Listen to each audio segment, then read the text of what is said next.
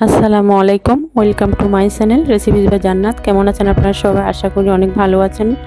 আমিও আল্লাহর অশেষ রহমতে অনেক ভালো আছি। তো আমি আজকে আপনাদেরকে একটা ফেমাস রেসিপি নিয়ে আপনাদের মাঝে হাজির হয়েছি। সেটা হলো গিয়ে চিংড়ি মাছ দিয়ে পুঁইশাক ভাজি করে দেখাবো। তো সেজন্য যা যা লাগছে, এখানে আমি পুঁইশাক নিয়েছি, ছোট ছোট কিউব কিউব করে কেটে নিয়েছি পুঁইশাকের ডাঁটাগুলো, আর নিয়েছি কাঁচামরিচ, রসুন, পেঁয়াজ কুচি, হাফ কাপ চিংড়ি মাছ। আর শাকগুলোকেও আমি আলাদাভাবে কেটেছি, এটাকেও আমি কুচি কুচি করে কেটে নিয়েছি। তো এখন চলে যাব মূল রেসিপিতে। তো আপনারা দেখতে থাকুন ভিউয়ার্স। এখন দিয়ে দেওয়া হচ্ছে এখানে পরিমাণ মতো তেল,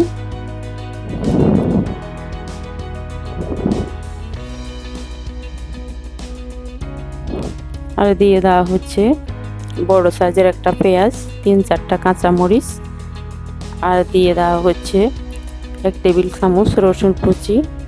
দিয়ে এগুলাকে ভালো করে একটু নেড়ে চেড়ে নিতে হবে।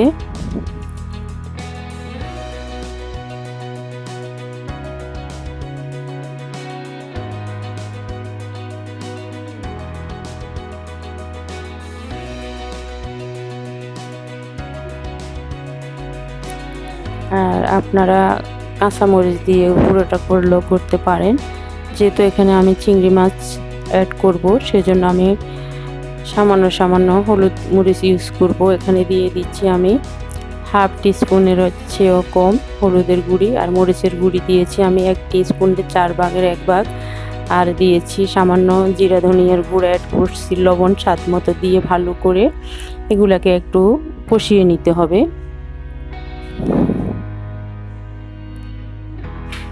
এরপর যাবে চিংড়ি মাছগুলো। ছোট ছোট চিংড়ি মাছ দিয়ে ভাজি করলে এগুলো অনেক টেস্ট হয়, অনেক মজা হয়। ভিউয়ার্স, আপনারা এটা ভাজি করে খাবেন, আশা করি আপনাদের অনেক ভালো লাগবে।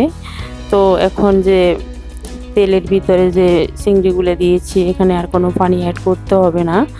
এগুলো জাস্ট একটু নেড়ে চেড়ে ঢাকনা দিয়ে ঢেকে চিংড়িগুলো একটু সিদ্ধ হয়ে আসলে তারপরে আমি এই যে দিয়ে দিব পুঁইশাকের ডাঁটাগুলোকে, যে আমি কুচি কুচি করে বলে রেখেছি, এগুলো এখানে দিয়ে দিব।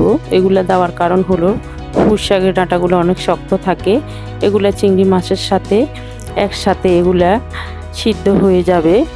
আর শাকগুলো একসাথে দিলে কি হয়, শাকগুলো আগে ভাজি হয়ে যাবে আর ডাঁটাগুলো কাঁচা থেকে যাবে। সেজন্য আমি এগুলাকে আগে কষিয়ে নিচ্ছি। তো আপনারা স্টেপ বাই স্টেপ ফলো করুন। ফলো করলে যারা নতুন আছেন তাদের জন্য অনেক সুবিধা হবে, যারা জানেন তারা তো জানেনই। তো এইভাবে করে খাবেন, অনেক মজা লাগবে। তো আমি একটা হোটেলে খেয়েছি এই শাক ভাজিটা, আমার কাছে অনেক ভালো লেগেছে। তো সেই জন্য আমি এটা রেসিপিটা আপনাদের মাঝে নিয়ে আসলাম। তো ভিউয়ার্স, এখন এগুলা প্রায় সিদ্ধ হয়ে গিয়েছে। তো এখন আমি শাকগুলো অ্যাড করব। এগুলো 50% সিদ্ধ হয়ে গিয়েছে। তো এখন আমি শাক অ্যাড করব। শাক হতে বেশিক্ষণ সময় লাগে না। তো আমার চিংড়ি আর পুঁইশাক প্রায় হয়ে গিয়েছে। এখন আমি শাক পাতাগুলো এখানে অ্যাড করব। শাকগুলো যত চিকন করে কাটতে পারেন, কুচি কুচি করে, তাহলে বেশি মজা হবে।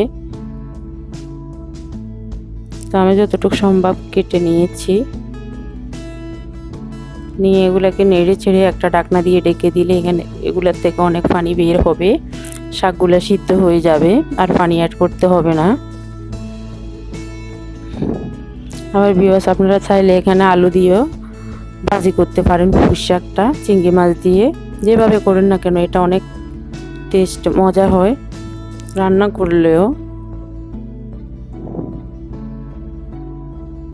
তো আমার এটা প্রায় হয়ে গিয়েছে, দেখুন কত সুন্দর নাইস একটা কালার এসেছে। আমি গ্যারান্টি দিচ্ছি এগুলা দিয়ে আপনারা 1 প্লেট ভাত খেতে পারবেন এই যে পুঁইশাক ভাজি দিয়ে।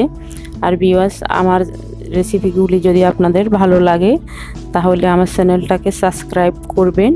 যারা করেছেন তাদেরকে অসংখ্য ধন্যবাদ, যারা করেন নাই তারা করে দিবেন। আর বেশি বেশি করে শেয়ার করবেন, লাইক করবেন, আর আপনার ফ্রেন্ডস অ্যান্ড ফ্যামিলির সাথে শেয়ার করবেন। তো সবাই ভালো থাকুন, নেক্সট ভিডিও দেখার আমন্ত্রণ রইল। তো আমি আজকের মতো এখানে বিদায় নিচ্ছি। টেক কেয়ার, আল্লাহ হাফেজ।